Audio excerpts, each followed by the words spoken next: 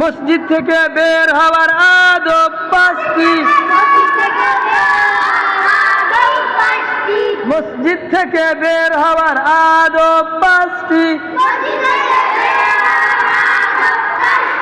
1 নম্বরে বিসমিল্লাহ পড়া, 2 নম্বরে দুরূদ পড়া,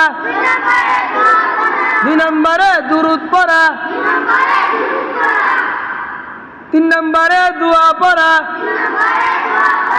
এই 3টিকে একসাথে এভাবে